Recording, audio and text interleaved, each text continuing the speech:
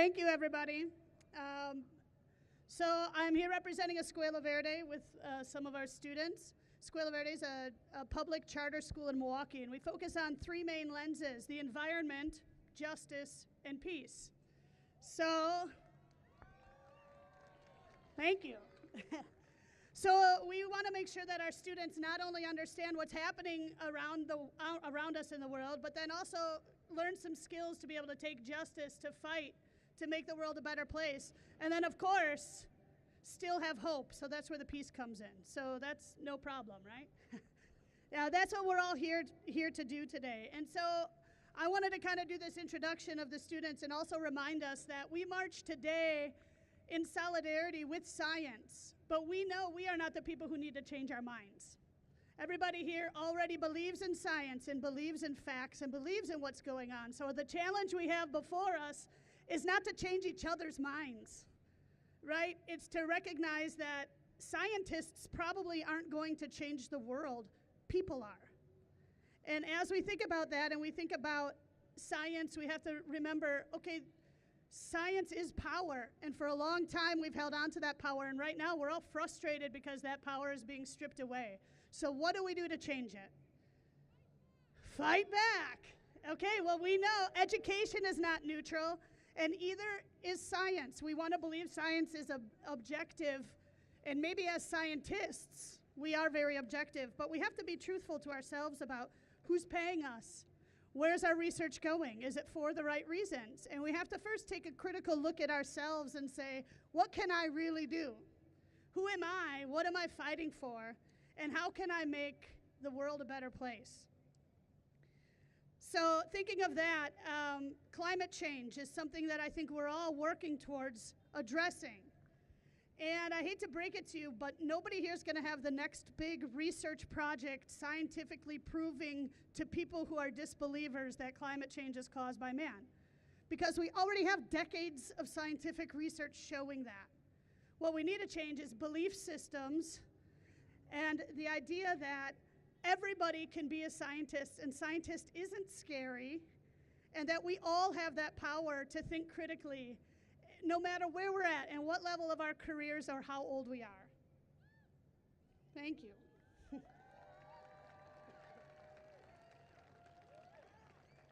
And that's a huge feat, and that's a tough challenge, and I will say, I don't think I have the ability to do that because I'm way too old already. I can't change people's minds when they're like, who are you? You're so outdated. But you know who can? These folks. So I'll challenge you all today to listen to our youth. And don't think of yourself as the person guiding them. Look at them as guiding you and offer them what they need to make the change that we all need. And with that, they've all come up with a few bits of advice for us to think about today. So first up, we have Justice Grant.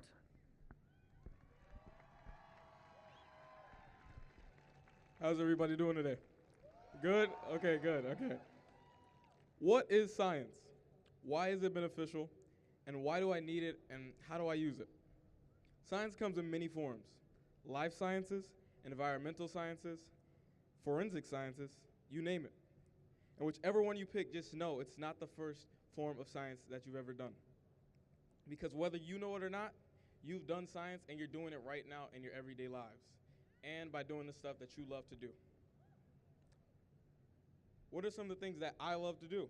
And what are some of the things that you love to do? I want you to ask yourself that question.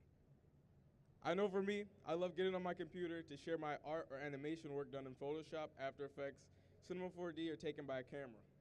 And some of these things I like to take is pictures of plants, people, buildings, and what surrounds them. Now, you might be asking yourself, how does this tie into science? Well, I'll tell you. Photography has become beneficial and an essential part to many areas of science. You are able to use photography in all types of science, like chemistry and physics. You're able to take pictures of animals or a new and unique rock formation, then use this picture as information and a basis to make new findings. But even how a camera works and functions properly is thanks to science. I mean, it uses light to produce and make photos in the first place and records the patterns of it. This is just one of the ways that doing what I love is a part of science, and I want you to ask yourself, what do you love to do that regards science, and find out if it does. My name is Justice Grant, and I hope you guys have a wonderful rest of your evening. Next up is Donovan Harris. Do I want to stand on the podium? I know, I'm tall enough. Hello, everybody. I'm Donovan. So, first, I want to say that I'm proud to be up here and have the opportunity to speak in front of everyone. This is my third year at Escuela Verde. I've been a part of many organizations like the Conservation Leadership Corps and the Urban Ecology Center Outdoor Leadership Program. And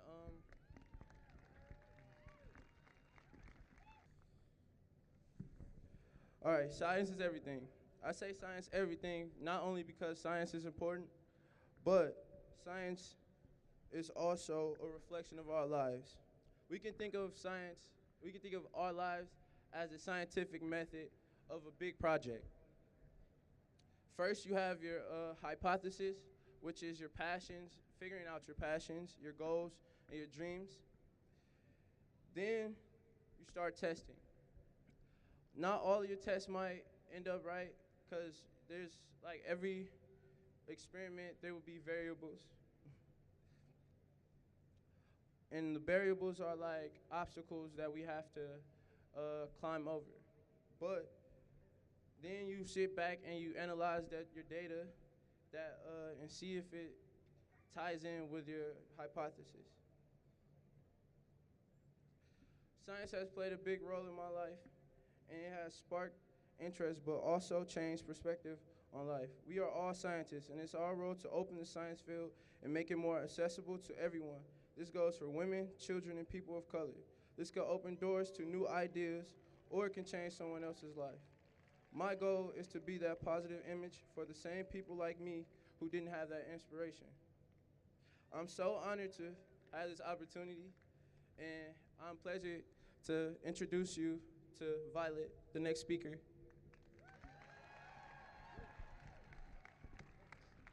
Hi everyone! My name is Violet. My pronouns are she, her, and hers. I am a junior at Escuela Verde, and a fun fact about myself is that I can eat a whole pizza by myself. I want to start off by thanking you all so much for coming in for being here and working together to improve science education one step at a time. I am so honored to be with you today. I take pride in our community today, varying in all sexual and gender identities, socioeconomic status, race, geographic location, and overall experiences. Today, we have the same vision, and that is improving science education for tomorrow's future. Today, I'm going to talk to you about 3 principal skills that one should have to communicate and work effectively with diverse communities. Number 1, be culturally sensitive. Be aware of cultural differences and similarities between people. Be aware of any tendency you may have to stereotype. Remember, not everybody is alike. Número 1, sé culturalmente sensible. Tenga en cuenta las diferencias culturales y similaridades entre personas. Sé consciente en cualquier tipo que pueda estereotipar. Number 2, be culturally aware of unique challenges. Remember that an individual's behavior is based on cultural factors. Número 2, ser culturalmente consciente de desafíos únicos. Recuerde que el comportamiento de un individuo se basa en parte de factores culturales.